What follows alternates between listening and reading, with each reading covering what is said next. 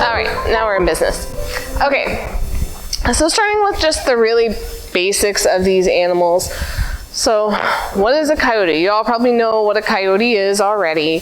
The scientific name of coyote is Canis latrans, which means in Latin like barking dog or song dog. And they get that name because they're very vocal. They've got about a dozen different vocalizations that they can make. And they're really good at switching in between those different vocalizations. And so, you know, who's ever heard a coyote before? Okay, most of you, right? They've got a pretty distinctive sound. One thing that I think is really interesting is because they have so many different sounds that they make, studies have shown that people are generally overestimating how many coyotes they hear by about 2 to 3 times as many as they think there are. So, like, if you think you hear like 10 coyotes, it might just be like 3 or 4 coyotes. And that activity, that howling and barking sounds that they make, that's a social activity, so they are pack animals. There are some that may be solitary, but generally they have a family structure. So they'll typically have like 2 to 3 so they'll typically have like maybe 2 to 4 adults in the pack. So they'll have the mated pair, you know, the male and female that are breeding. Those are usually the only ones that breed. And then they'll have maybe 2 or 3 sub-adults, kind of younger. They're grown, but they're not really ready to leave home yet necessarily. And they're usually closely related. So those are usually pups from previous years, and then they have pups as well. They don't always, they don't usually travel very often, like in the whole pack, like when they're out and foraging and stuff. That's normally a solitary activity, so that's why you don't see, you know, a whole pack of coyotes running down the street, usually. They are territorial, so they maintain a territory to kind of defend it from other individuals, and they really don't live that long. So in the wild, the average lifespan of a coyote is about 3 years. Now, if that animal is living in captivity, they could live maybe more like 15 years or something like that, you know, about the same lifespan as a dog. But it's hard out there for coyotes, so most coyotes in our cities are only living on average about 3 years. The number one cause of death is being hit by a car, and then probably the second biggest would be disease. They don't have a whole lot of predators out there. And the average weight of a coyote is 25 to 40 pounds, which is a lot less than people generally think. Coyotes are really only about the size of a medium-sized dog. They might be a little bit taller, but they tend to be kind of tall and lanky and mostly floof, right? So you get a lot of people that say like, I saw a 90-pound coyote. Call someone to submit that record, okay? So they're much smaller than we think they are, even though they do look kind of big. You know, we tend to think like, well, if there was a dog this size, it would probably weigh about that much, but we probably feed our dogs a little bit too much. And so this is a map showing the historical and current range of coyotes in North America. And so you can see they were once kind of restricted to like the central west-ish parts of the continent, but they have since expanded their range. And so coyotes are pretty much found just about everywhere, and they are really good at adapting to, you know, they're opportunists, they're highly adaptable animals, they're really good at dealing with changes in their habitat and in the environment. So reproduction, coyotes typically breed in February. Their peak of the mating season is right around Valentine's Day, so they're very romantic. And the pups are typically born in April, and they'll have on average 4 to 7 pups per litter. And the pups will remain in the den for about the first 6 weeks. And the only time that coyotes actually use a den is when they have pups. The rest of the year, they don't use a den. It's just for the pups. And by late summer, the pups are mostly independent, so they can go out and get food by themselves and stuff like that, but they might still hang around mom and dad for a while. And coyotes also have what's known as density-dependent reproduction, which means that if there is a high abundance of resources, they'll have more babies. It also means that when their numbers are low, they tend to have more babies. And this is part of the reason why they've been so good at spreading, because when their family structure is broken, adults that are in the pack but they're not producing, they'll go off and form their own pack and have their own. Removing coyotes from an area can sometimes result in more coyotes in the area because it makes them reproduce more when their numbers get low. Just about everything. So they are opportunistic omnivores. That means they eat plants and animals. The majority of their diet is rodent. So they're very good pest control in that respect. They also eat a lot of fruit depending on what is seasonally available. So basically anything they can catch, mostly small animals and fruit.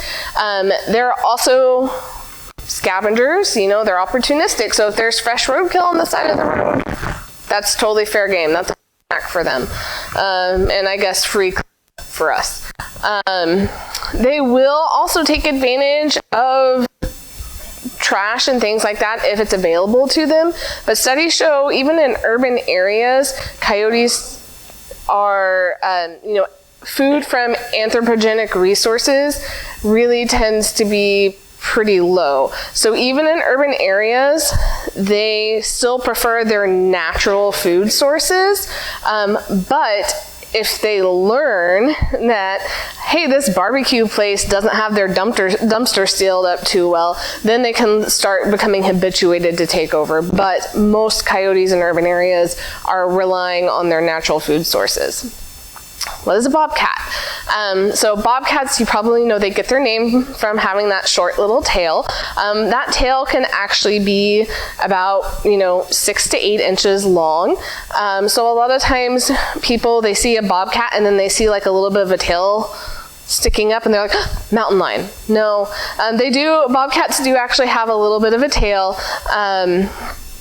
some longer than others.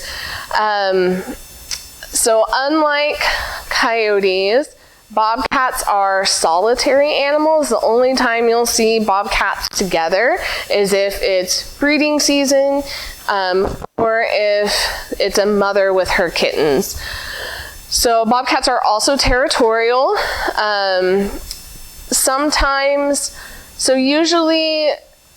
So territories can overlap, but usually territories of animals of the same gender do not overlap.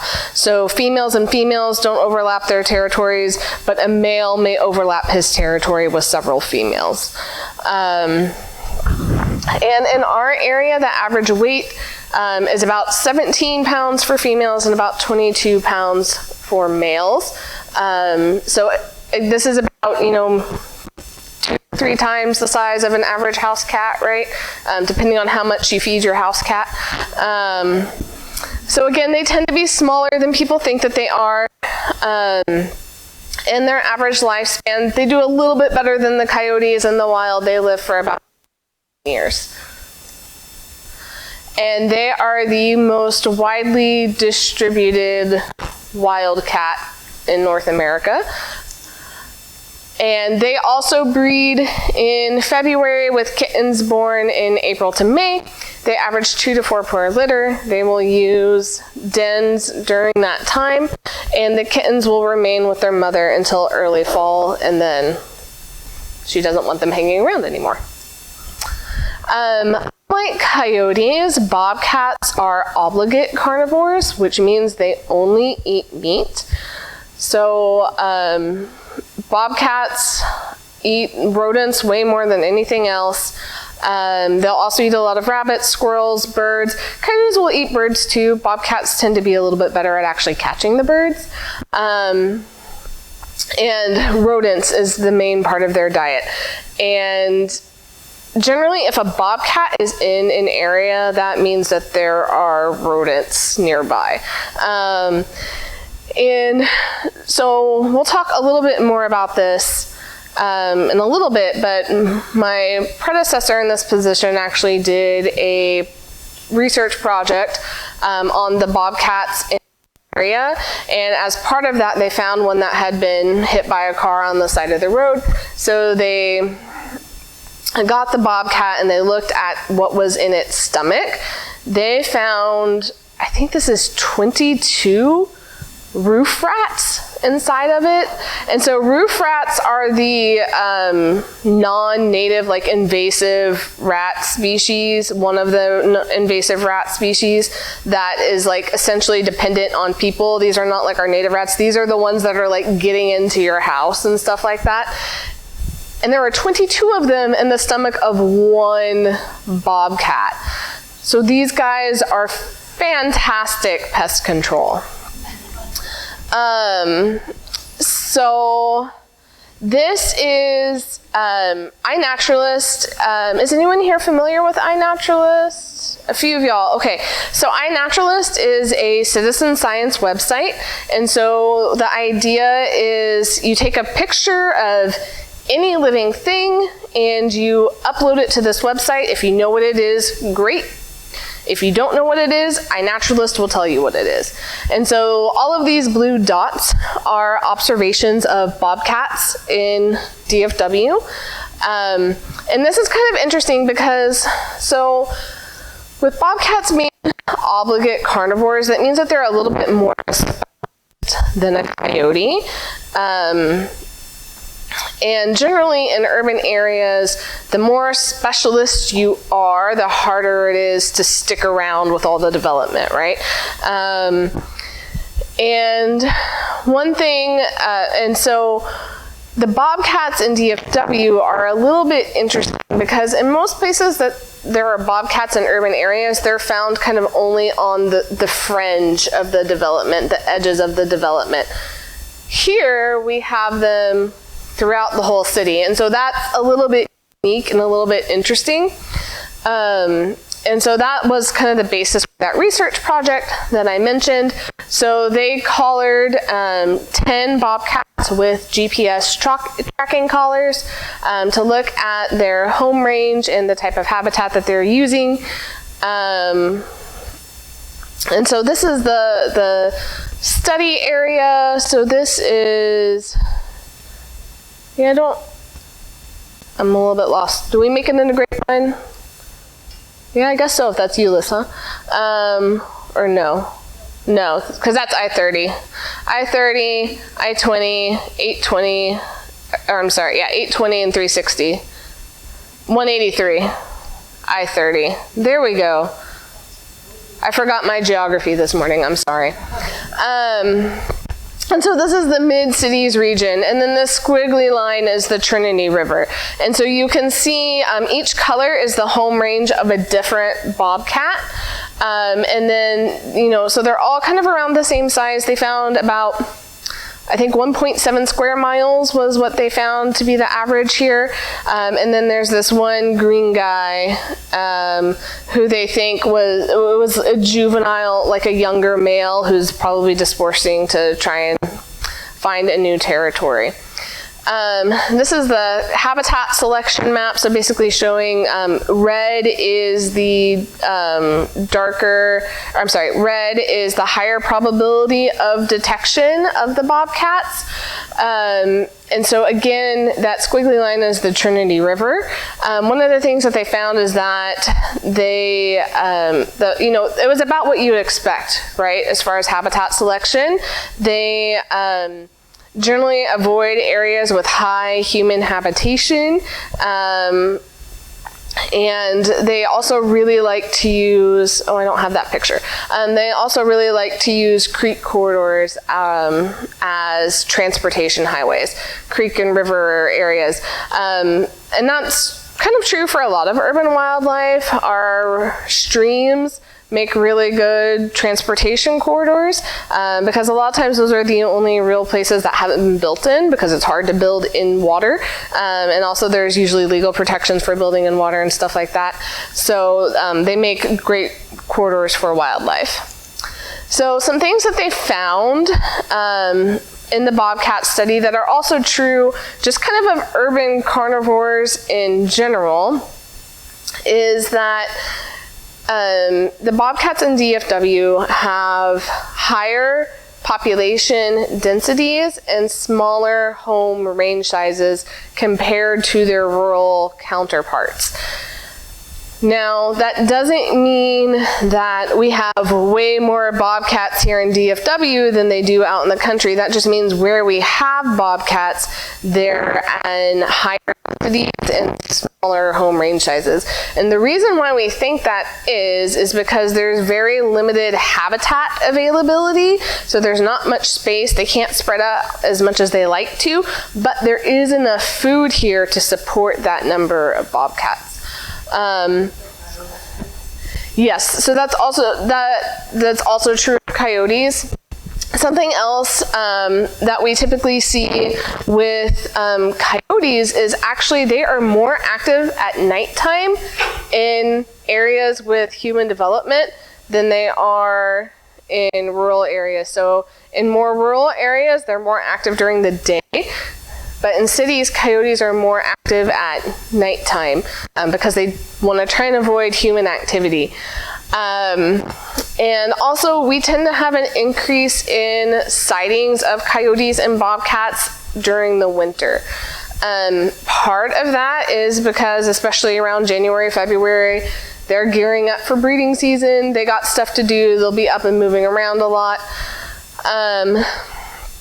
Part of it is just because the seasonal shifts, that may influence prey availability, and also temperatures might be more favorable to be active during the daytime. And another thing is what happens to all of our vegetation in the winter? A lot of it dies back, right? All of the deciduous trees drop their leaves and stuff like that. So our visibility just increases. So part of the reason why there's more sightings of these animals in the winter is just we can see them better. So when we have bobcats and coyotes in the area, there's usually kind of three big concerns that come to people's minds. So the first is disease, then safety of pets, as well as human safety. So the biggest concern for folks is typically going to be rabies. Rabies is very rare in coyotes in Texas. So it used to be fairly common, like back in the 80s, especially down by the border. But a vaccination program was started where they drop the vaccine for rabies in baits, and the coyote will come along and eat it. And because of that effort, it's extremely rare in coyotes. So statewide in Texas each year, there's maybe 1 or 2 coyotes that are confirmed to have rabies. And with bobcats, it's maybe 1. There's not even 1 every year. So 0 to 1. So rabies is pretty uncommon. And then distemper and parvovirus can be concerns for pets, but it's just important to keep in mind that these are also uncommon, But all three of these things have vaccinations for pets, so it's just important to keep your pets vaccinated. So dangers to free-roaming pets is another big concern, especially cats. People get really, it's a common joke about, like, too many cats in an area, get some coyotes or something like that. But the amount of predation on pets by coyotes is really overstated. So there was a study that was done in Chicago that looked at the diet of the coyotes in there, and they found domestic cat in there in only like 1% of the samples. So it's not like coyotes are just out there. Like, this is not their preferred food source. This is not their preferred food source, but they are opportunistic, right? So if the opportunity presents itself, they'll take advantage of it, especially roadkill. A lot of times cats might get hit by a car, and then the coyote sees that and thinks free snack, right? So studies have shown there's lots of dangers out there to free roaming pets. One study found that the biggest danger to domestic cats was other domestic cats. Like, the leading cause of death was fights with other domestic cats. The next one is disease, and then vehicle collisions. So there's lots of dangerous things out there. It's really important to keep cats and other pets inside, because there's lots of bad things out there that can happen. There's studies that show that cats that are allowed to roam freely live significantly less long than cats that are kept inside. So there's lots of things that can happen, including predation by wildlife, but it doesn't happen as often as people think it happens. And then human safety. Coyote attacks on people are extremely rare, and they're typically associated with the animals being fed, and there's clear signs of habituation before an attack on a person happens. Bobcat attacks are even less common, and it's almost always like the bobcat was rabid, or the person was like trying to hurt the bobcat and got bit,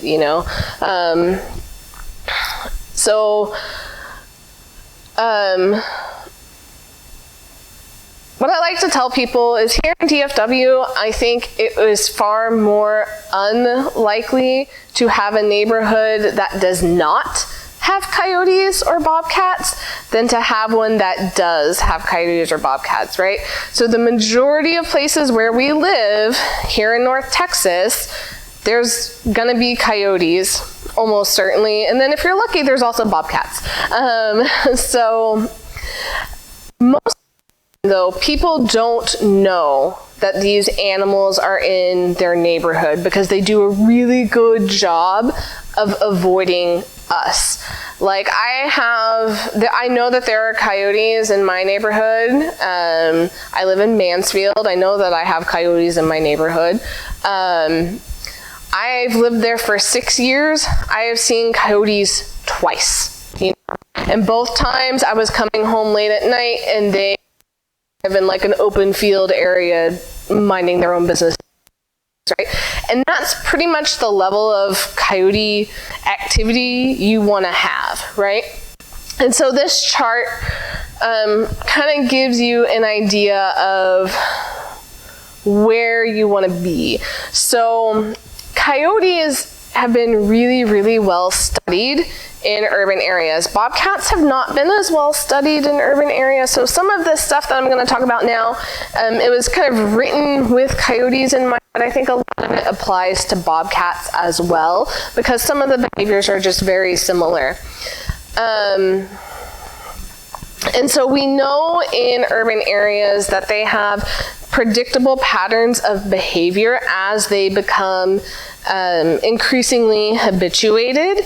And we also know that that they change those behaviors based on human behavior. So we have the ability to impact where the coyotes are on this scale. And so, like I said, where you want to be is coyotes are very rarely seen.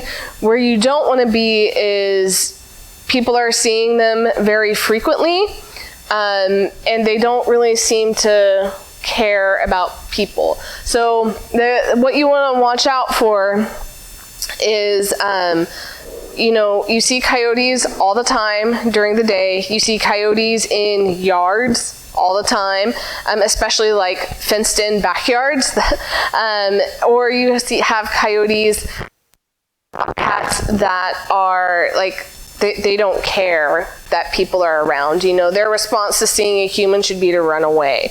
And so that's what we want to watch out for. So when people see these animals in their neighborhoods, one of their first thoughts is like, well, why can't we just catch them and send them somewhere else to their natural habitat where they belong, right? Well, believe it or not, Grapevine and every other city in DFW is part of their natural habitat. They're always going to be here. People have not liked coyotes or bobcats for a really long time, and all they've done is expand their range despite people trying to get rid of them. So they're always going to be here. So why isn't relocation an option? Well, relocating an animal is something that is really extremely stressful. We like to think of relocation as being this like, oh, we caught it and then we let it go in this wonderful new place and it's going to live happily ever after. Like we have like this kind of Disney movie interpretation of what relocation looks like. The reality is it's extremely stressful, and most relocated animals are going to die within a couple of weeks. This is especially true for animals that are territorial, because that new habitat that you found probably has some animals already there that aren't going to be so happy to have newcomers taking over their stuff because resources are limited. It's also very logistically difficult to capture one of these animals, and to find a place that is willing to be like, hey, I have this really obnoxious bobcat, would you like to take it? Going to be a good sell for most people. And also, coyotes are actually, there's a lot of restrictions on being able to move them because they are one of the animals that's under the rabies quarantine, so they can only be relocated within like a 10-mile radius if you don't cross city or county lines, and it's difficult, okay? And most importantly, it doesn't address the underlying issue, because if you get rid of these individuals, there's always going to be more that are going to come. And if you're not addressing what made them become a problem, then the next animal is eventually going to become a problem as well. So how do we prevent conflict?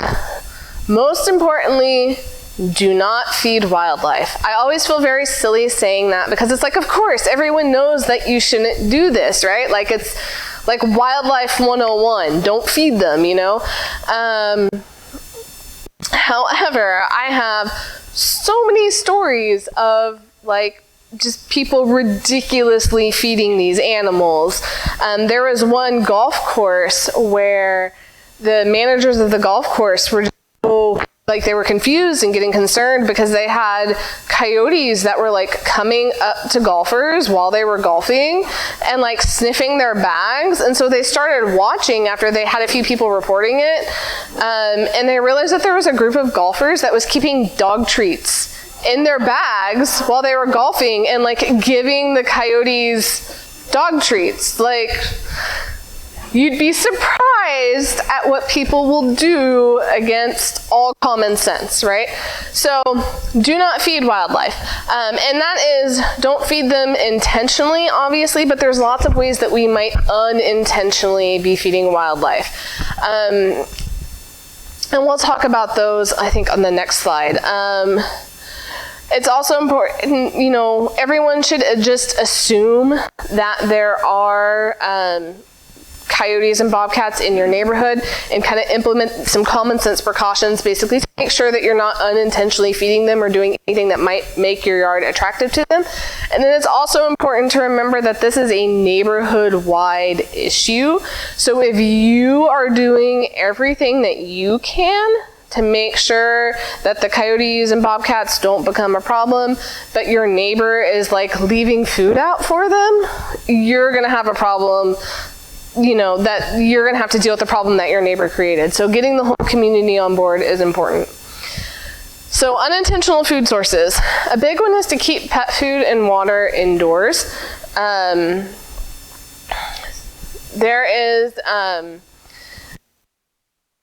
Coyotes and bobcats, they might come and snack on the food directly, or they might come and eat some of the other critters that are attracted to the food, right? So there's, I don't have it in this presentation, but there's actually a series of photos that I found on iNaturalist where someone had some like cat food and water like out on their front porch, and they had pictures of like an opossum comes to it and a raccoon comes to it and then a coyote comes to it, you know? And so that food attracts a lot of different critters, including rodents, that coyotes and bobcats might come for that. So you can feed your pets outside, just bring the food in if there's any leftovers when they're done. You also want to make sure that you secure garbage, sweep up under bird feeders. All that fallen seed can attract rodents, which then attracts the bobcats and stuff. Remove firewood, keep your landscaping maintained, pick up fallen fruit. Remember, coyotes eat a lot of fruit, also rodents eat a lot of fruit. Keep your compost piles maintained, and then don't feed other wildlife. So you can have a bird feeder in your backyard as long as you're maintaining it. But you know, sometimes I get people like, well, I'm not feeding the coyotes, I'm feeding the raccoons. It's like, well, you're not really controlling that. If there is a den that has been made in undesirable place. Usually I hear about this with bobcats. Knock on wood, I haven't heard of a coyote making a den in someone's backyard yet. I'm sure it will happen at some point, but anyway. There are things that you can do to encourage them to move on their own. It's usually best to let them relocate themselves than to actually come in and trap them.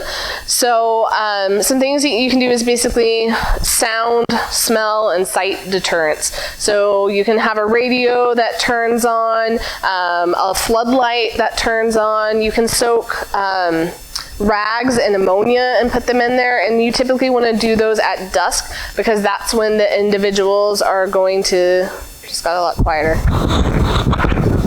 Okay, is that better? I don't know what happened.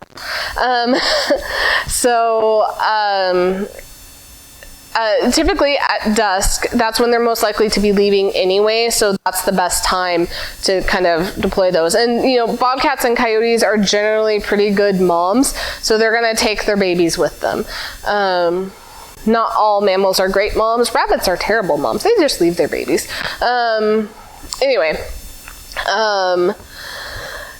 You can also pair this with hazing. I would recommend doing that for like, you know, and this wouldn't be something that y'all would deal with on a day-to-day basis, but sometimes like park managers, for example, they may be like, whoa, like all of a sudden we've got these coyotes that are acting really weird around this one trail. You know, it's like, well, there's probably a den nearby depending on the season. And so that might be where, you know, you haze the individuals to get them to move. And we'll talk more about what hazing is. And then of course, the best thing to do is to prevent it from happening to begin with, so make sure that you're sealing up any gaps around the home that something might use.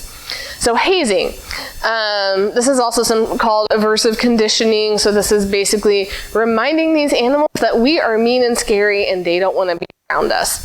So making loud noises, waving, yelling your arms, banging pot lids together, air horns, whistles, filling up cans with coins or beans or something, rocks, anything that's going to make a loud, scary noise. Then also throw things, okay? So small rocks, small sticks, pick it up and throw them with the intent to hit. I know that that might seem kind of mean if you love animals, to pick up a rock and throw it and actually hit the animal, but that physical contact really reminds them, oh, they can hurt me, right? And that's really going to be the best thing for them in the long run. You can also, spray water or something like that too. So hazing, this is reserved for animals that are not behaving in the way that you want them to behave, or are hanging out in a spot where they should not be. So, that bobcat that you see it across the street and it sees you and it runs away, you don't have to do anything, right? It's already scared of people. But the one that is always in your yard, or, that coyote that looks at you and you look at it and it just kind of goes back to doing its coyote business, that's one that's a little bit too comfortable. So when you're hazing, you want to target those animals that I just kind of described, the ones that are habituated. You want to make sure, of course, that you never corner an animal. You want to make sure that the animal has somewhere to run to. And you also never want to haze an animal that is sick or injured, that can't get away. So for example, it's common for coyotes that have mange to lay out in the sunlight because they don't have their fur. They don't feel good. They're lethargic. It's a thermoregulation thing. They may not run away when they see you, but that animal is not habituated. It's just sick. So there's no reason to harass it. It's important to keep in mind the response, it may not be immediate. They may just kind of look at you for a second being like, what is this person doing? So if you go outside and you yell and scream and wave your hands, and then you kind of look at each other and then you're like, that didn't work. And then you go back inside, the coyote is kind of like, well, that's just the silly thing that people do sometimes. That was kind of weird, So when you're hazing, you want to make sure that you keep it up until the animal leaves the area, because that's when you know that you scared it, you've made it uncomfortable. So if you go outside, you yell and wave your arms, it doesn't do anything, then that's maybe when you pick up a rock and throw it, right? And you want to keep it up until it leaves. Usually the response to this is relatively quick. I've worked with some communities that, really were pretty high on that scale of, what's going on with the coyotes, and they make sure there's no food being provided and they haze, and then within a couple of weeks, the coyotes or bobcats are gone. They're not having the problem anymore. So they're really responsive to this. One thing to keep in mind is, you might need to, especially with sounds, if you're going to make a sound, make sure it is a sound that is unusual to that animal. Sometimes I hear people say, I honked my car horn at it and it didn't do anything. But if that bobcat lives right next to a road, how many times does it hear a car horn, So keep that in mind. If everyone goes out in the neighborhood and buys an air horn and suddenly there's just air horns all over, one, that's going to be super obnoxious to the people, but the coyotes or bobcats might get used to it. Lethal removal. So lethal removal is a tool that we have to have in our toolbox, and sometimes it is absolutely the right thing to do. But we use it as our last resort. We reserve this for animals who are either acting aggressively toward people or are not responsive to hazing attempts. The reason why this is our last resort is because, again, sort of like that relocation thing, it doesn't address the underlying issue, and there's always going to be more animals coming in.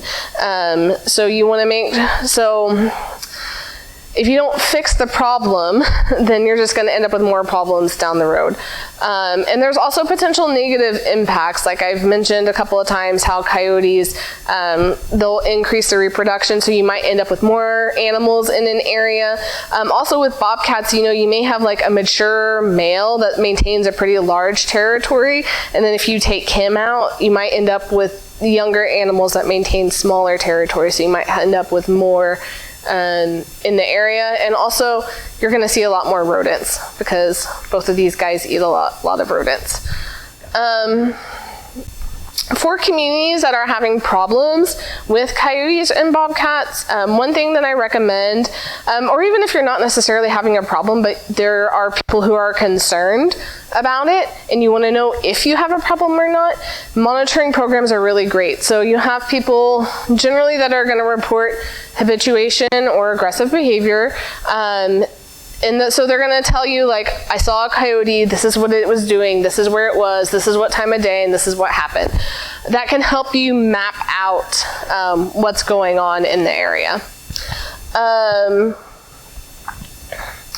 Let's see, and then ongoing management, they'll always be part of our landscape, so it's just important for us to be mindful of that and kind of put the work in up front to make sure that they don't become problems and that we don't have conflicts. One thing that I really recommend, I think every city should have a feeding ordinance on the books, a wildlife feeding ordinance.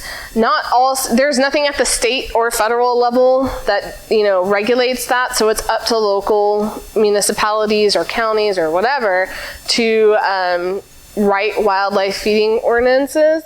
And it can be a really great thing because even if you're like, we're never going to use this, you might one day, because I've worked with some communities. There was one city in our area that they had an issue where, quite frankly, I recommended lethal removal of the individual, of the coyote, but they weren't ready to take it to that level yet. So what they did is they had a feeding ordinance on the books, and they put up signs and they said, hey, we're not giving any warnings, like the sign is your warning, and they sent it out to people in the neighborhood as well, because it was at a park that was surrounded by houses.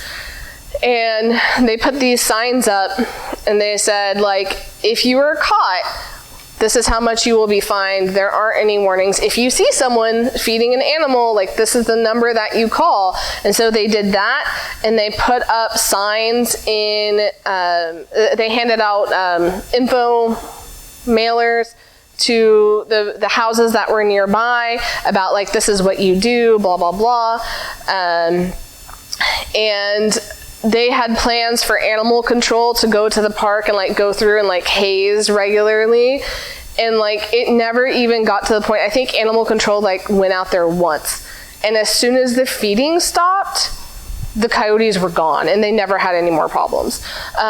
So that's why I recommend having feeding ordinances, even though it may not be realistic to maintain it and enforce it all the time. Having it on the books, if you have a problem, it can really make a big difference. Okay, so by special request,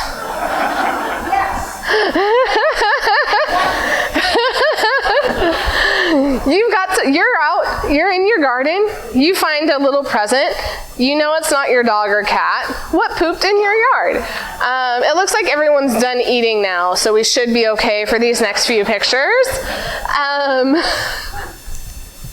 So, coyote poop. So, sometimes animals poop is a little bit hard to identify, so not every species here is going to be 100% great, but coyotes and bobcats are actually kind of easy to tell-ish. So these are some examples of coyote poop. With coyote poop, what I look for, there's normally a lot of hair. It's long and skinny, and they're normally kind of tapered at the ends. It kind of looks messy, yeah, and it has like a twisty or sort of like rope-like appearance. This is good fun, isn't it? Okay. Compare that to a bobcat. It's a little bit neater, right? You don't see as much of the food material in there. You don't see as much hair and stuff. Bobcat's digestive system works a little bit better at getting that stuff out.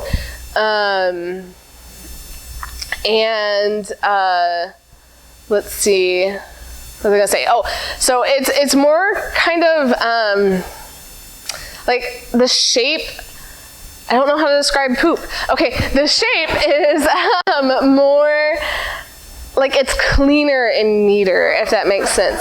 So, The size of a thumb. the size of a thumb. Yeah, that's about right, you know. So each segment, right? And so one kind of clue that it's a bobcat is they have this like segmented, okay?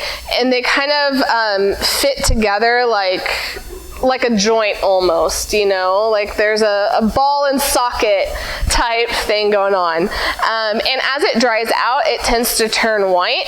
And then what's this right here? Can y'all see that in the dirt? Scrape. So that's a good indication of a bobcat as well, is the scrape. You know, one thing, you know, if you're seeing something and you're wondering if it's like a domestic animal versus a wild animal. So domestic animals, like I'm sure most of y'all have had dogs or cats or experienced dog or cat poop at some time in your life. It's pretty homogeneous, right? Like it's all, like the texture is very, it's like the same. And that's because of what they eat, right? Like they eat food that's very, you know, so if you see fur or you see plant material or feathers or bones, that's an indication that this is a wild animal. So gray fox is pretty similar to a coyote, maybe a little bit darker, but it's smaller. It's smaller and it's a little bit messier and not quite as, it doesn't have that twisty rope-like appearance. Raccoon, most of y'all are probably pretty familiar with raccoon poop, I dare say. You know, it's ubiquitous enough that most people can see it and be like, I think that's a raccoon. Or maybe that's just the world I live in, I don't know. Maybe not. I hang out with the wrong crowd. So raccoon, again, it's kind of tubular. It depends on what they're eating. And see, this is what can be tricky is, you know, diet can influence, you know, what goes in influences what comes out, okay? So usually with raccoons, you're gonna see lots of seeds and stuff. It's gonna be darker. They like to poop on rocks and stuff a lot too, or near trees and things. Striped skunk. So this is smaller. And tends to be in kind of like multiple pieces. And one good indication of a skunk, you can kind of see it here, those little black shiny things, those are insect exoskeletons. So lots of bugs, bug shells, bug skeletons, bug parts is a good indication of skunk. Possums. Possums can be pretty variable. They're very opportunistic omnivores, so it can change a lot. But this kind of like several of these like elongated pellets, I guess, I don't know, little tubular things in piles is a good indication of a possum. And armadillo. So armadillo might kind of look a little bit like rabbit, but maybe a little bit bigger and a little bit more oval shaped versus round shaped. Anyone have any questions? Yes, ma'am. I hope you didn't have to go get these pictures after I made that request of the scat. I found them online. It was easy. Yes. What does a coyote or a bobcat's den look like? Oh, so that's a good question. They'll usually find or dig like a hole in the ground, or if there's like an existing area that maybe like some rocks or something like that, they'll go in there. Yes. My neighbor feeds possums because she likes to watch them at night. Yeah. She thinks they're cute. They have names. They're delicious names. Yes. So I'm glad your suggestion down with my city and the wild life one of them. And beyond that, I see possums are probably due for bobcats.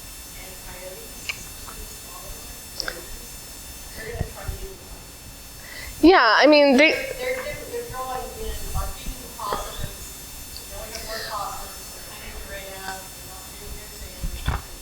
It's just bad. yeah. And so possums can be good to have around, you know, because they have lots of bugs and stuff like that. They eat lots of bugs and stuff. Yeah, they'll eat lots of things that you don't want around otherwise, but you should not be feeding them because, you know, one, it's not good for the possums to have non-natural food sources. It's also, I can guarantee you that the possums are not the only thing eating the food that she's putting out. And yeah, having animals concentrated in one area, you know, possums may not be like the highest thing on their food prey item list, but they'll certainly take advantage of it if they have the opportunity. So yeah, I wouldn't recommend that. Yes, ma'am.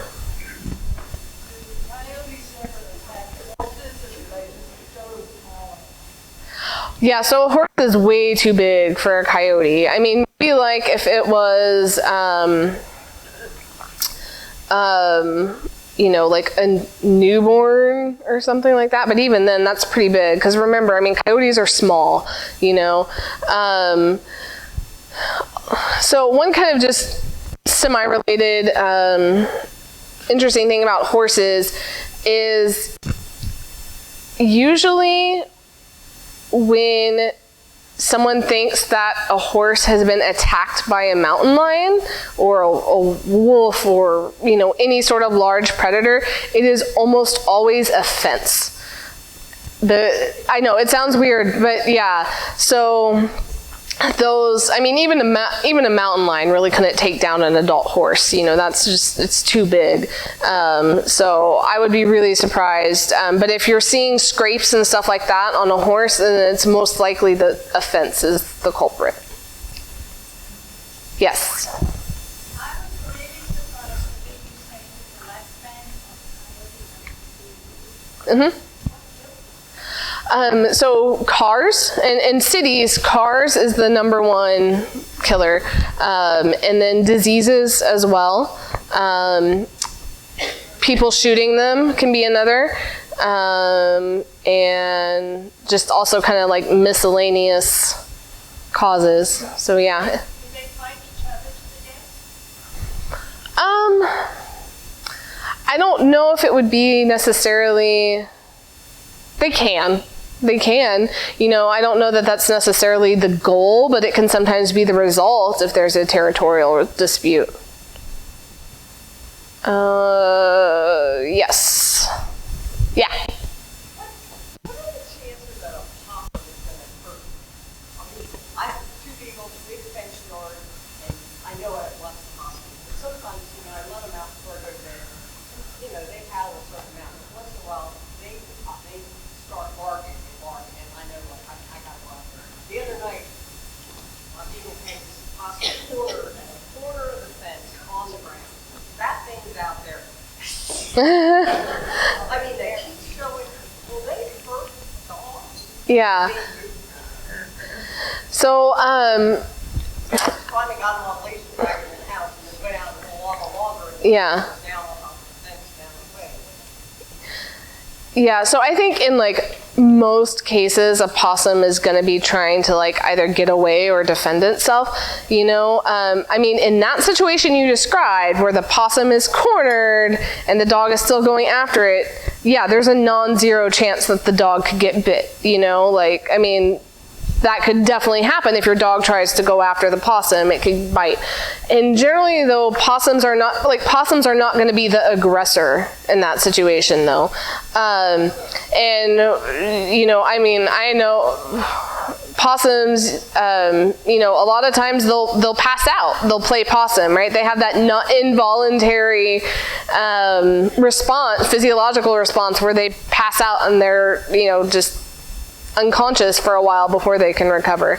I remember one time when I was a kid, my dog brought dead possum inside the house. And, just like the chaos that ensued. It didn't bite my dog or anything. It was, so luckily she brought it in and like dropped it right by like the back door, but it was still pretty like, whoa, there's a possum in the house. And it like started to wake up a little bit, and we're like, get out. Anyway,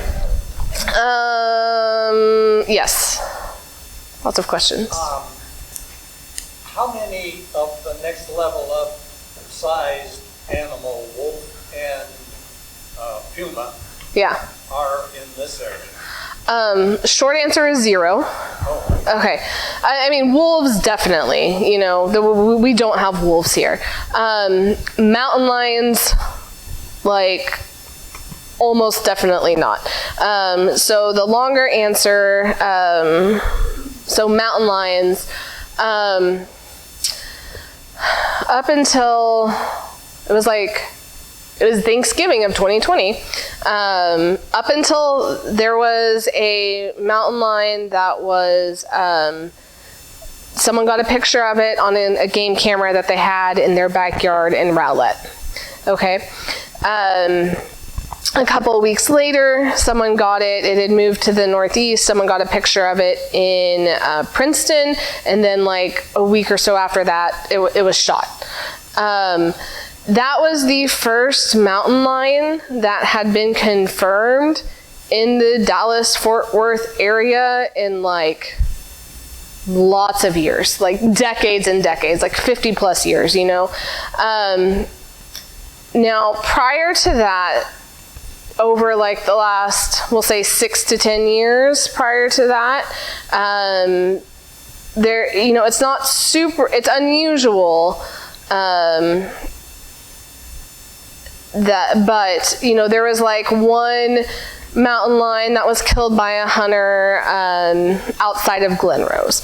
There was one that was hit by a car in Mineral Wells, so around the periphery, no. Around the periphery, very, very rare. In DFW, I used to tell people it would never happen, but so it's extremely, extremely unlikely that you would encounter a mountain lion in DFW. People send me pictures all the time of what they swear is a mountain lion or a jaguarundi or an ocelot, and it is almost always a house cat or a bobcat. I've had a few raccoons. I had one gray fox with mange. These people aren't like, they're not trying to like mess with me, or they're not trying to be dishonest. They really believe that they have a picture of a black panther or a mountain lion or whatever. But it's just, people have a really hard time with sense of scale. And I think people don't realize how large a mountain lion like really is, and so anyone who tells you that they've seen a mountain lion, like they probably really think that they did, but I would, exercise a lot of caution with that statement if they're telling you they saw a mountain lion in like downtown Fort Worth, right? Like, probably not. Yes. First question is, I have an audio this year who decided to move in underneath my foundation. Okay.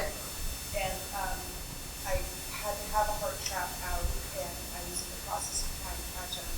And then my husband got it wild hair and flooded out my den, which I was not happy with. I was afraid to kill him. He seemed to be gone for a while, but the hole's right back again, and he's definitely right back again. Yeah. What is the best way to convince this armadillo that this is not the right place to be? That's a good one. So armadillos, I feel like they usually don't stay in one spot for terribly long. So maybe he'll move. I would say maybe try the rags soaked in ammonia and put them under there. And then I would try your yard, try beneficial nematodes. You can get it at like a garden store or something and like spray it on, and they'll, huh? I live on an acre. You live on an acre, okay. So we're all on an acre. Yeah. Our street is a quarter mile long, and it's like possible. Yeah.